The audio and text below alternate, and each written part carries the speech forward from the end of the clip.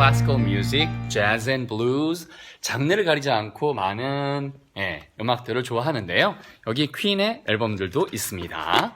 자, 최근에 많은 사랑을 받고 있는 보헤미안 랩소디를 보고 나온 분들께서 저한테 공통적인 질문을 하세요. 노래 제목 보헤미안 랩소디는 어떤 뜻입니까? 그 가사가 번역된 걸 봐도 무슨 말인지 모르겠습니다 라고 하시더라고요. 갈릴레오는 왜 나올까요? 피가로는 또 뭐죠? 자, 살인을 저지르고 나중에 후회하며 용서를 구하는 그런 내용이라고 표면적인 뜻만 이해하다 보면 나머지 단어들이 전혀 연결이 되지 않습니다. 자, 그래서 제가 유튜브에 한번 그 전체 내용과 그 당시의 분위기 그리고 어떻게 프레디 머큐리가 이런 가사를 쓰게 되었는가를 제 나름대로 올려드릴 테니까요. 한번 와서 보시기 바랍니다.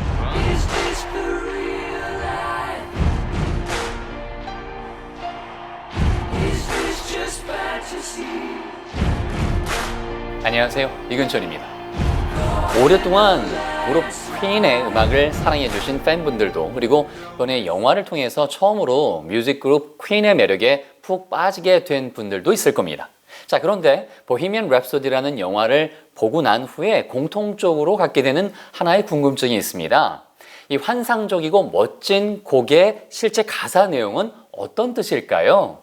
그리고 이 곡의 작곡자인 프레디 머큐리가 실제로 어떤 생각으로 이 가사들을 정성을 들여서 쓰게 되었을까요? 자, 지금부터 보헤미안 랩소디의 숨은 뜻 찾기 함께 출발해 보시죠. Here we go. 네, 넘버 1. 먼저 노래 제목이 보헤미안 랩소디입니다. 어떤 뜻일까요? 우리말로는 보헤미안 광시곡. 확 들어오는 건 없죠? 자, 그래서 살짝 설명드릴게요. 여러분, 자, 동부 유럽으로 가볼까요? 동유럽에 보면 정말 수많은 영화의 배경지이자 중세 성들로 가득 차 있는 멋진 풍광을 자랑하는 곳이 있습니다. 자, 유명한 바로 관광지죠. 네, 바로 체코의 프라하인데요.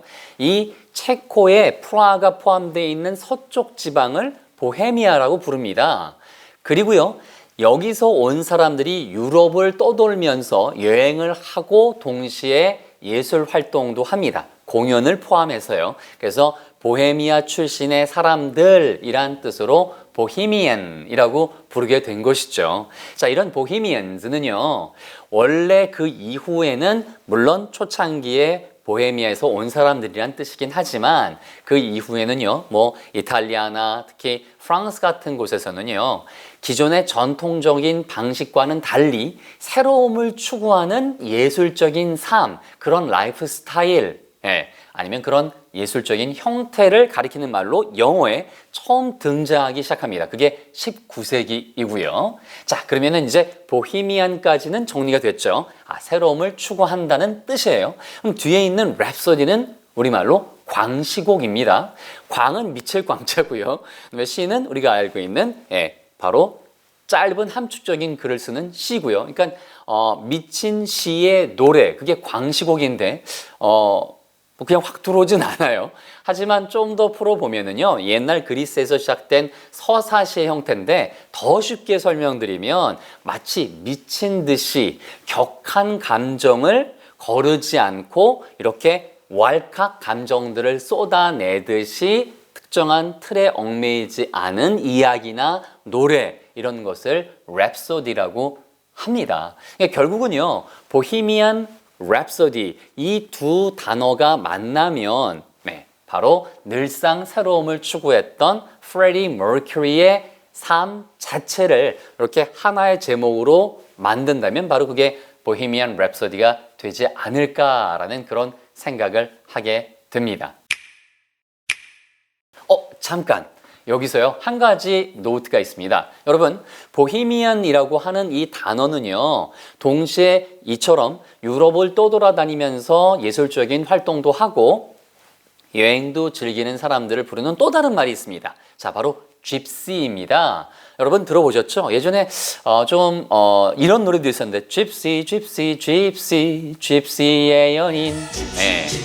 만약에 이 노래를 지금 아하라고 하신 분들은 연식이 좀 되신 분들이고요. 자, 그래서 이 gypsy라고 하는 단어는요, 원래 저쪽 인도가 있으면은 이렇게 역삼각형으로 되어 있는 인도에 인더스강이 있습니다. 그 인더스강이 쭉 내려오는 그 지역을 펀잡이라고 부르는데요. 이 펀잡 지역에서 이주해 온 유럽 쪽으로 온 그 인도 사람들을 바로 gypsy라고 합니다. 그런데 유럽 사람들이 보기에는 인도의 펀잡 지방에서 온 사람들의 얼굴 모양이나 이집트에서 있던 사람들의 얼굴 모양이 비슷하게 여겨졌나 봐요. 그래서 혼동을 해서 Egyptian 이렇게 불렀어요. 그 사람들을. 그래서 그걸 짧게 줄이다 보니까 Gypsyan, 그래서 gypsy가 된 거죠. 물론 프레디 머큐리가 이것을 의도하고 gypsy라고 하는 단어와 보헤미안이라는 단어를 접목시켜서 의도적인 연결을 시도했는지는 모르겠습니다. 왜냐하면 영화를 보시면 아시듯이 프레디 머큐리의 부모님은 바로 인도 출신의 펄시이죠. 네, 그래서 그 이야기가 계속해서 나옵니다. 자, 그래서 어쨌든 프레디 머큐리의 의도가 gypsy와 연결된 보헤미안이라고 하는 것이 있건 없건 보헤미안 혹은 gypsy 둘 다 그렇죠. 새로움을 추구하면서 기존 틀에 얽매이지 않는 그런 예술가들의 정신을 보여주는 바로 단어이더라. 그렇게 생각하시면 되겠습니다. 자, 그러면 노래 제목은 해결이 됐고요. 그 안에 실제 담긴 뜻이 어떤 가사 내용인지 가볼게요. 네, 안녕하세요. 개그맨 김원효. 심진아입니다. 네. 보헤미안 랩소디 우리 너무 보려고 했었는데 곧 볼 거잖아요. 네, 곧 볼 건데 보헤미안 랩소디 그 가사 내용이 너무 궁금해요. 맞습니다. 뭘까요? 가르쳐 주세요.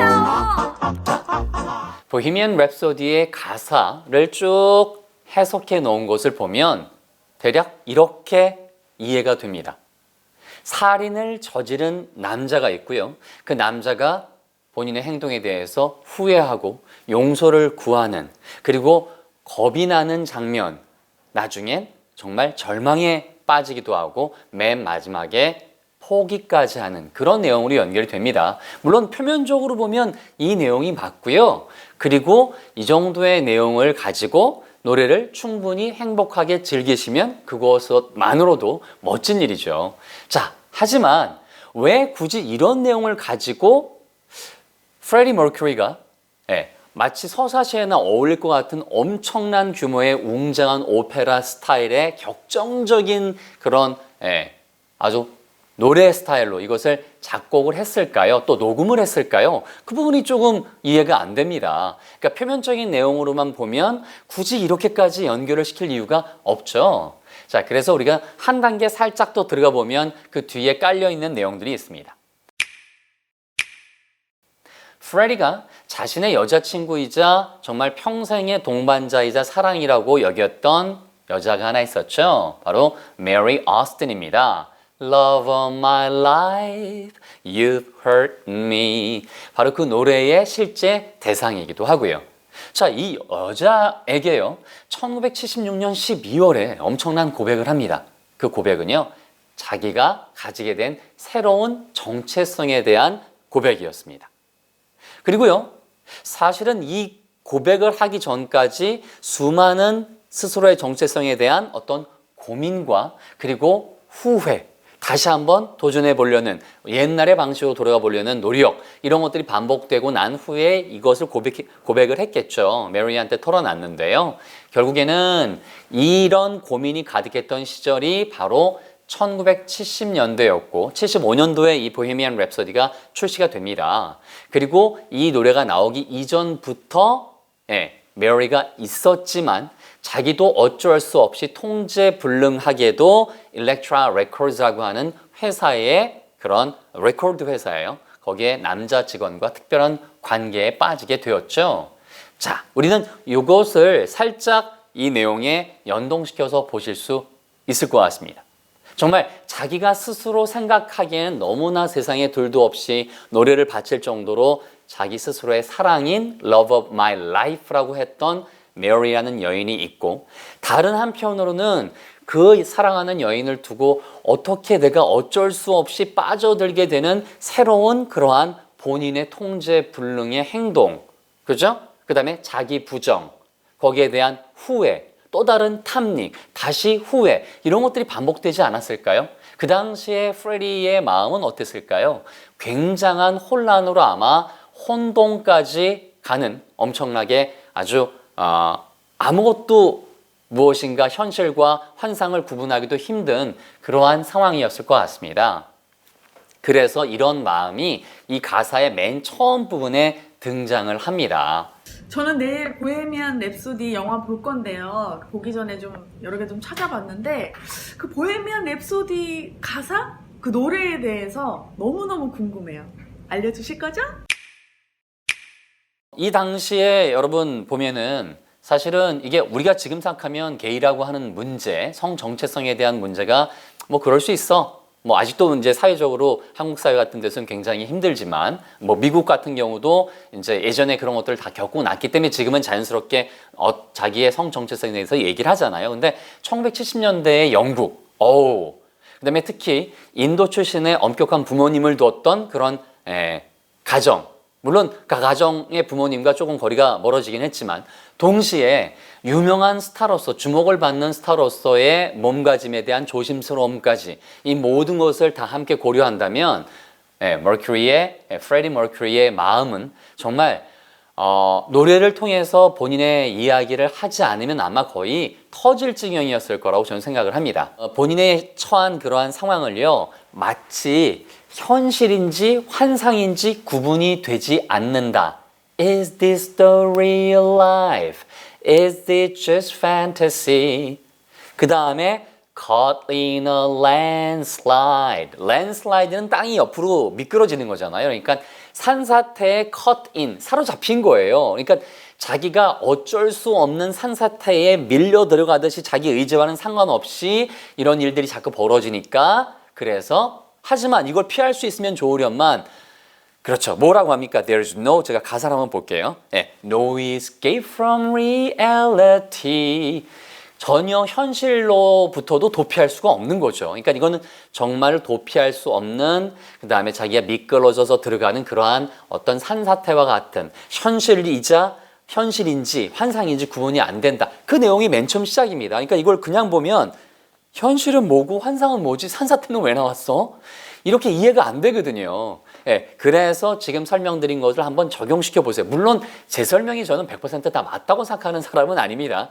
그냥 이런 내용도 한번 적용시켜 보면 좀 더 다른 그런 접근법이 그러니까 이 프레디한테는 눈을 뜨고 새로운 세계를 볼 수밖에 없는 거죠. Open your eyes and look up. 그죠? Look up to the skies and see. 바로 하늘을 이제 눈을 뜨고 하늘을 보는 거니까 새로운 세계를 보는 거예요.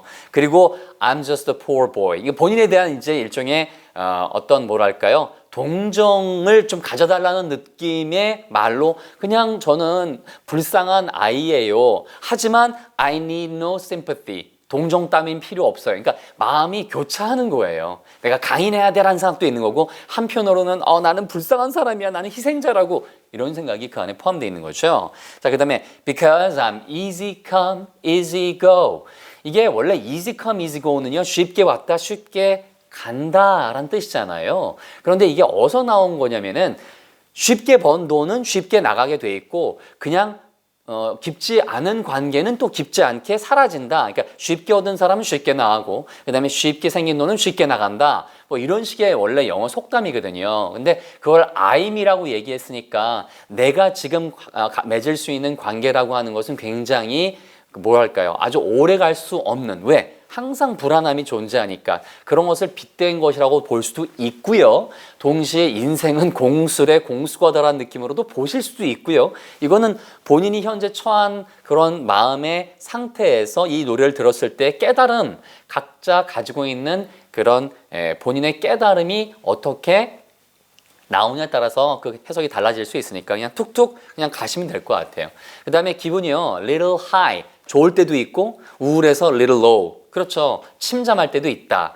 동시에 high라고 하는 단어는요, 어떤 약물을, 이제 약물에 의해서 기분이 좋아지는 것도 high라고 하거든요. 우리가 심지어 마라톤을 뛸 때에도 running high라고 해서 이렇게 기분이 좋아지잖아요. 우리가 몸에서 이제 예를 들면은 뭐 세로토닌도 나오고, 엔도르핀도 나오고, 그 다음에 도파민도 나오고 그러니까. 그래서 일종의 그런 거를 이야기하는 부분일 가능성이 있습니다.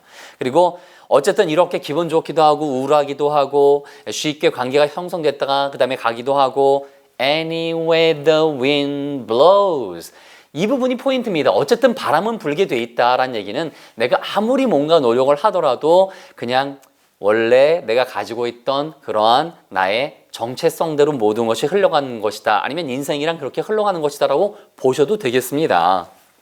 그래서 doesn't really matter 할 때 it가 원래는 생략이 된 거예요. It doesn't really matter. 그 문제가 되지 않아. To me, to me. 그러니까 결국에는 짧은 순간에 본인의 정체성과 어쩔 수 없이 끌려가야 되는 산사태와 그리고 자기가 기분이 좋을 때와 싫을 때와 이런 모든 것들을 겪지만 그래도 문제는 안 돼. 왜냐하면 내가 나름대로 체험하고 스스로의 정체성을 받아들이는 부분이 아닐까라고 생각을 한번 해보고요. 한 가지 여기서 여러분 밥 딜런이라고 하는 가수를 아시나요? 노벨 문학상을 가수로서 최초로 받았던 사람인데요. 자, 그 사람의 노래 가사 중에 바로 이런 부분이 나옵니다. 예를 들면은 당신은 뭐 일기예보를 해주는 사람이 필요 없습니다. 바람이 어느 쪽으로 부는지 그거 몰라서 일기예보를 봐야 됩니까? 라는 식의 가사가 있어요. You don't need the weatherman to know which way when the wind blows 하면서 그런 식의 어떤 노래가 있는데 그 노래에 쓰였던 이 내용과 똑같은 구조예요. 그래서 느낌이 뭐냐면 바람이 분다라고 하는 것은 순리, 그 다음에 흘러가는 것, 자연스럽게 흘러가는 것 이런 것들을 이렇게 보여주는 거라고 생각하셔도 될 것 같습니다.